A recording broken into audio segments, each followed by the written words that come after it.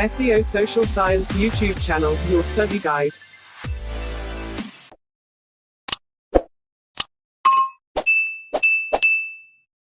ሃይ ሰላም እንዴት ናችሁ? የዩቲዩብ ሶሻል ዩቲዩብ ቻናል ተመልካቾች ዛሬ እንግዲህ ይዤላችሁ የመጣሁት ሂስትሪ ግሬድ 12 ዩኒት 5 አዲስ ምዕራፍ ነው የምንጀምረው ማለት ነው። እና ርዕሳችን የሚሆነው Italian fascist aggressions against Ethiopia in 1935 up to 1941 የሚል ርዕስ ይሆናል። እና in this unit include the following subtopics. The first one is 5.1 background and cause of the Italo-Ethiopian wars of 1935 up to 1936, and the second one is 5.2 the Italo-Ethiopian wars in 1935 up to 1936, and the third one is fascist occupation and patriotic resistance in 1936 up to 1941, and the fourth one is the wars of liberations and Ethiopia's independence የሚሉ እነዚህ አራት ነገሮችን በዚህ የትምህርት ርዕስ ላይ የምናያቸው ይሆናል ማለት ነው። እና ይሄ ቻፕተር በብዛት የሚመለከተው ስለ ኢትዮጵያ እና አፍሪካ አሳዛኝ የሆኑ ታሪኮችን የምናይበት ምዕራፍ ነው። እናም ከ1935 እስከ 1941 ባለው ጊዜ ውስጥ ፋሽስት ጣሊያን ኢትዮጵያን የወረረችበትም ጊዜ ነበር ማለት ነው። እና ሌላ ደግሞ ስለ ጣሊያን የወረራ መንስኤዎችና ስለ ጅምላ ጨራሽ መሳሪያዎችም የምናይ ይሆናል ማለት ነው። እናም ይሄ ሁሉ ነገር ሲፈጠር የመንግስታቱ ድርጅት ወይም ሌግ ኦፍ ኔሽን ወረራውን ማስቆም አለመቻሉንም የምናይ ይሆናል ማለት ነው። እና ሌላም ደግሞ ስለ ጣሊያን የአገዛዝ ባህሪ፣ ስለ ኢትዮጵያ አርበኞች ተቃውሞ በዚህ ትምህርት ርዕስ ላይ እንመለከታለን ማለት ነው። እና ዛሬ የምናየው ደግሞ 5.1 background and cause of the Italo-Ethiopian wars of 1935 up to 1936 5.1.1 European ambitions in Ethiopians in post-Adwa period የሚል ርዕስ እናያለን ማለት ነው። European government received their colonial interest over Ethiopia in the first decade of 20th century. እናም ይህ ማለት በዩኒት 3 ትምህርት ላይ እንዳየነው ኢትዮጵያ ከአድዋ ጦርነት በሰላም እንደወጣች ወይም እንዳሸነፈች ተመልክተን ነበርና ይሄ ግን አውሮፓውያን ኢትዮጵያን በቀኝ ለመግዛት ያደረጉት የመጨረሻ ሙከራ አልነበረ። እንደውም የአውሮፓ መንግስት በ20ኛው ክፍለ ዘመን በመጀመሪያዎቹ ጥቂት 10 ዓመታት ውስጥ በኢትዮጵያ ላይ ያለውን የቀኝ ግዛት ፍላጎት ጨምሮት ነበርና by the 1906 Triple Party Treaty among Britain, France and Italy to divide and colonize Ethiopia when opportunity comes. እና በዩኒት 3 ላይ በስፋት እንደተመለከት ነው እንደ አውሮፓውያን አቆጣጠር በ1906 በብሪቴን ፍራንስ እና ኢጣሊ መካከል የተደረገ የሶስትዮሽ ስምምነት ነበርና ይሄ ስምምነት የሆነው በኢትዮጵያ ውስጥ የሆነ ቀዳዳ ወይም እድል በሚገኝበት ጊዜ ኢትዮጵያን የመከፋፈል እና በቀኝ የመግዛት ፍላጎት ዓላማ አድርጎ የተፈረመ ስምምነት ነበር ማለት ነው። France interested in territories along the railways line pass of Addis Ababa up to Djibouti. እና ፈረንሳይ ከአዲስ አበባ እስከ ጅቡቲ ያለውን ባቡር የሚያልፍበትን ቦታ እሱ ላይ ፍላጎት ነበራት። ብሪቴንስ አሎንግ አባይ ኤንድ ሌክ ጣና ኤሪያስ፣ ብሪቴን ደግሞ በአባይና በጣና አካባቢ ያለውን ቦታ፣ ኢጣሊ ኢን ዘ ሂንተርላንድስ ኦፍ ሳውዝ ኦፍ ኤርትራ ኤንድ ኖርዝ ኦፍ ኢጣሊ ሶማሌላንድ፣ ጣሊያን ደግሞ የደቡብ ኤርትራና በሰሜን ደግሞ የጣሊያን ሶማሌላንድ ተብሎ የሚጠራውን ቦታዎች የመያዝ ፍላጎት ነበራት ማለት ነው። Menelik II learned about the treaty. He made legitimate protest, but his protest passed unheeded on the part of European. እና ዳግማዊ አፄ ሚኒሊክ ስለ ትሪቲው ሲያውቅ ህጋዊ የሆነ ተቃውሞ አደረገ። ነገር ግን ተቃውሞ አውሮፓውያን ምንም ትኩረት አልሰጡትም ማለት ነው። ሲቃወሙ ወይም እንዳልሰሙ ሆኖ አለፉት ማለት ነው። In order to ensure the smooth continuity of the government and peaceful succession, he took the following 2 steps. The first one is in 1907 established a cabinet of ministers, 9 ministers of war, public works, agriculture, finance, justice, Spain, the palace, commerce and foreign affairs and the interior. And the second one is in 1908 Iyasu as his successors. እናም ቅድም እንዳልኳችሁ ምንም አይነት ምላሽ ስላልሰጡት ለአፄ ምኒልክ ማለት ነው እና የመንግስቱን ቀጣይነትና ሰላማዊ ውርስን ለማረጋገጥ የሚከተሉትን 2 እርምጃዎች ወስዷል ማለት ነው። እና አንደኛው በ1907 የሚኒስትሮች ካቢኔ አቋቋመ። እናም ሁለተኛው ደግሞ በ1908 የወሎ የራስ ሚካኤል ልጅ የሆነውንና የሚኒሊክ የራሳቸው ልጅ የሸዋረገድ ልጅ የሆነውን ልጅ ኢያሱን ተተኪ አድርገው ሾሙት ማለት ነው።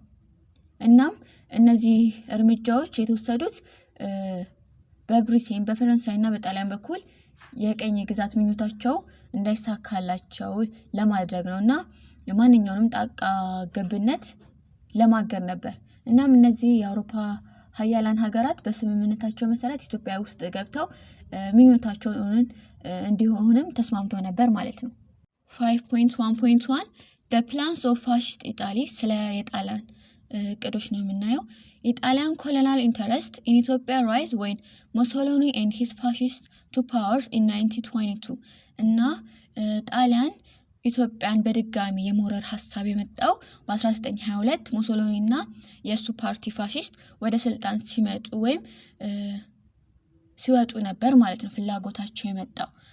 A combination of factors drove them into aggressions against the Ethiopian.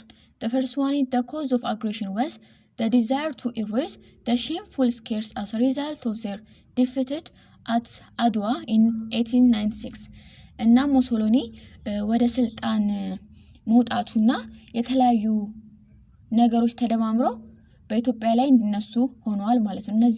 ከነዚህም መካከል አንደኛው ስናይ በ1896 ዓመተ ምህረት በአድዋ ጦርነት ላይ በደረሰባቸው ሽንፈት ምክንያት ነው እና የተፈጠረውን ሀፍረት ሙሉ ለሙሉ ለማጥፋት ባላቸው ፍላጎት ነበር ኢትዮጵያን የመግዛት ፍላጎት ያደረባቸው ማለት ነው።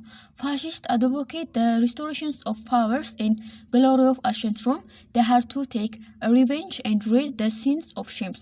እና ሌላው ደግሞ ሙሶሎኒ የጥንቷን የሮም ኃያልነትና ክብር ወደ ነበረበት ለመመለስም ፈልጎ ነበር እና የደረሰውን የሀፍረት ስሜትም ለማጥፋት ነበር ለመውረር የሞከሩት ማለት ነው። ሙሶሎኒ also wanted to win prestige for himself through a military success. እና ሙሶሎኒ በወታደራዊ ስኬት ለራሱ ክብር ለማግኘትም ስለፈለገ ነበርና ከጀርመኑ ሂትለር ጋር ሲወዳደር የፋሺስት አምባገነን ሆኖ ለመታየትም ፈልጎ ነበር ማለት ነው። እናም ከዚህ ጋር ተያይዞ በ1930ዎቹ ጣሊያን የኢኮኖሚ ችግር ውስጥ ገባችና የዚህ መንስኤ ምን ነበር? የዓለም ኢኮኖሚ መዋዠቅ ችግር ነበረባት ማለት ነው። በመሆኑ የጣሊያን ህዝብ በአገር ውስጥ ከሚገጥሙት ችግሮች ወይም የተፈጠረ ያለውን ነገር ልብ እንዳይሉ ወይም አቴንሽናቸውን ለመውሰድ የግድ ይሄ ወረራ ያስፈልጋቸው ነበር ማለት ነው።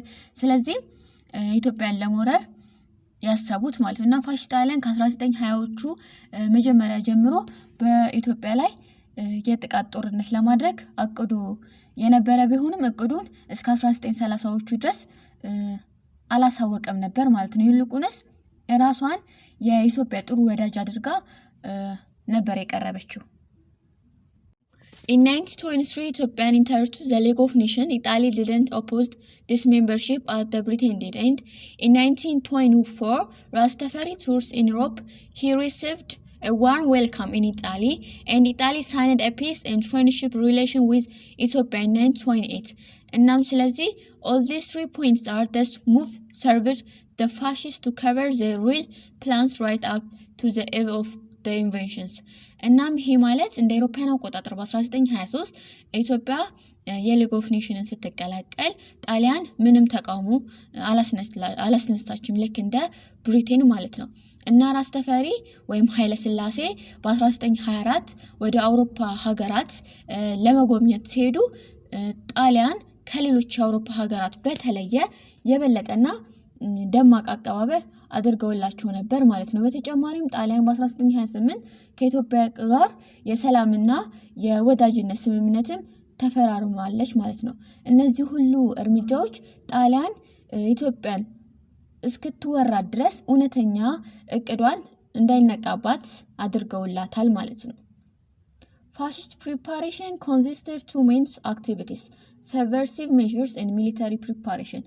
እና ጣሊያን በኢትዮጵያ ፊት ወዳጅ ብትመስልም ከጀርባ ሆና የኢትዮጵያን መሬት ለመውረር ዝግጅት ታደርግ ነበር ማለት ነው። እና ዝግጅቱ ሁለት ዋና ተግባራትን ያካትት ነበር እና አንደኛው ሀሳብ ምን ነበር? በኢትዮጵያ ውስጥ የውስጥ መከፋፈልን ለመፍጠር ወይም ሰብቨርሲቭ ሜዠር በድብቅ የማፍረስ እርምጃዎችን ማከናወን አንዱ ተግባር ነበር ማለት ነው። እና ሌላኛው ደግሞ የሚሊታሪ ፕሪፓሬሽን ነበር ማለት ነው።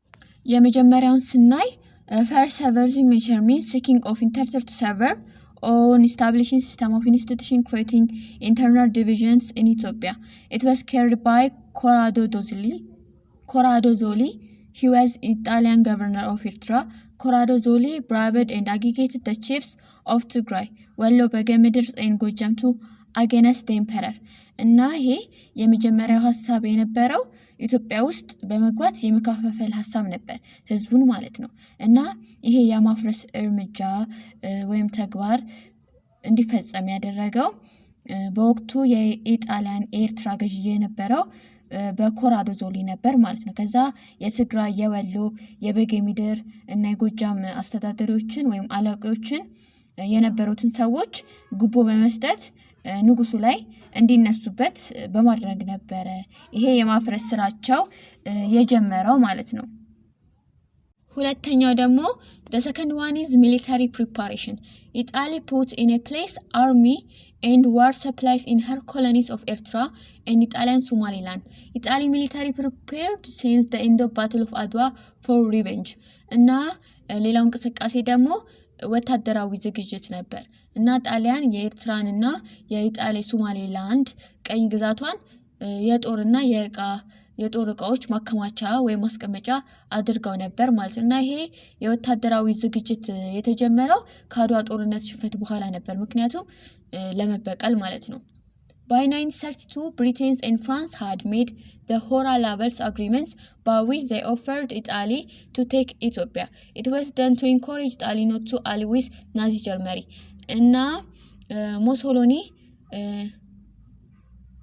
እንዲህ አይነት ዝግጅት በኋላ ወረራውን ለመጀመር ሰበብ እየጠበቀ ነበር እና እንደ አውሮፓውያን አቆጣጠር በ1912 በብሪቴን እና ፈረንሳይ ሆራ-ላቨል ስምምነት አደረጉ ማለት ነው። ጣሊያን ኢትዮጵያን እንድትወስድ አቀረቡ ማለት ነው። እና ይሄ የተደረገበት ምክንያት ጣሊያን ከናዚ ጀርመን ጋር እንዳትተባበር ለማድረግ ወይም ለማበረታታት ነበር ይሄ ሆራ-ላቨል ትሪቲ የተፈራረሙት ማለት ነው።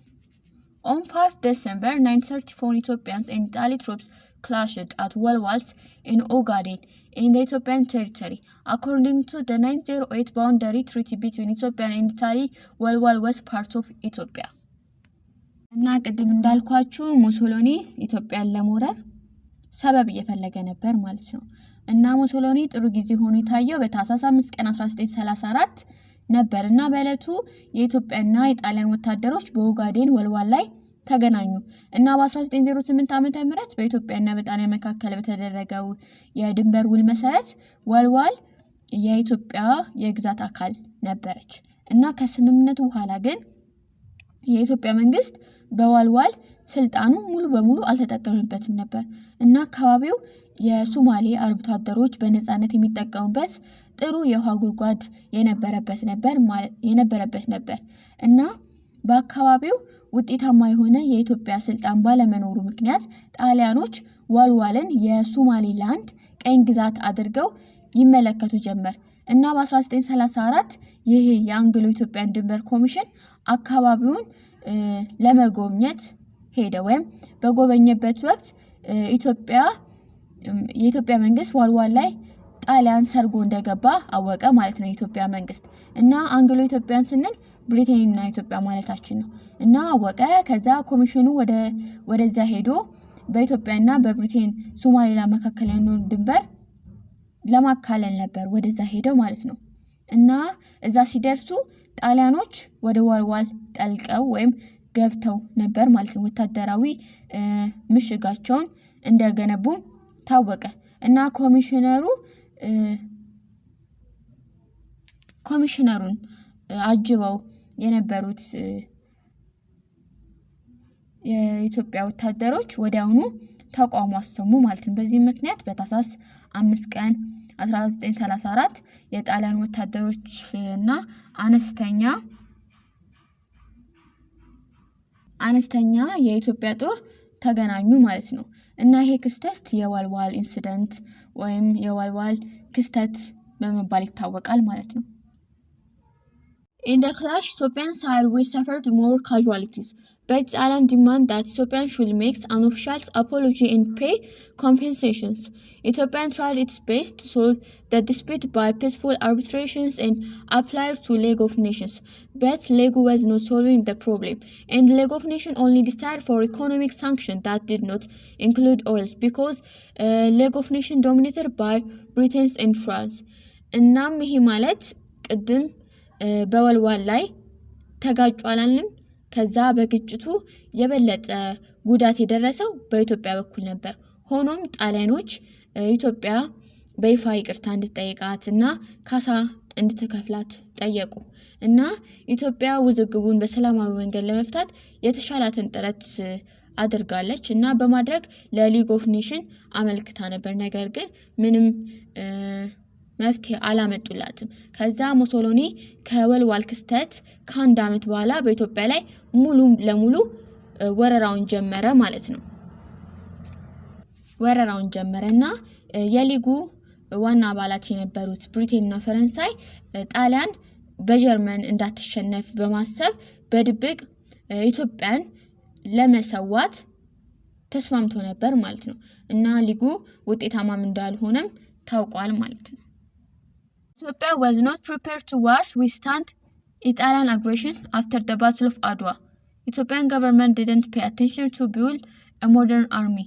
እና በሌላ በኩል ደግሞ ኢትዮጵያ የጣሊያንን ወረራ ለመቋቋም ዝግጁ አልነበረችም እና ከአድዋ ጦርነት በኋላ የኢትዮጵያ መንግስት በራስ የመተማመን ስሜቱን ተሰምቶት ስለነበር ስለዚህ ዘመናዊ የጦር ሰራዊትን የመገንባት ስራ ላይ ትኩረት አልሰጠውም ነበር ማለት ነው።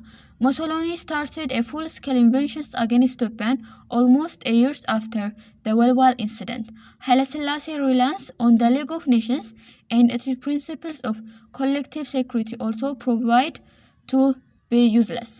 እና ኃይለ ሥላሴ ወደ ስልጣን ሲመጡ ዘመናዊ ጦር መሳሪያን ለመገንባት ደካማ ሙከራዎች ነበሩ እና በጣም ዘግይተው ነበር እና ከዚህም በላይ ደግሞ በሀገሪቱ የፖለቲካና ማህበራዊ ኢኮኖሚያዊ ሁኔታዎች ላይ እጅግ ኋላ ቀር ነበሩ እና እንዲሁም ሀገሪቱ በፊውዳሊዝም ስርዓት ውስጥም ነበረች እና ሙሶሎኒ ከወልዋል ክስተት ከአንድ ዓመት ገደማ በኋላ በኢትዮጵያ ላይ ሙሉ በሙሉ ወረራ ጀመረ ማለት ነው እና ኃይለ ሥላሴ የሊግ ኦፍ ኔሽን አባል በመሆናቸው ወይም የሊግ ኦፍ ኔሽን መደገፋቸው እና እነዚህ የጋራ ደህንነቶች መርሆች ለሱ ምንም ለውጥ አላመጡለትም ማለት ነው እና ምንም ሊያደርጉለት አልቻሉም ጣሊያንን በተመለከተ ማለት ነው።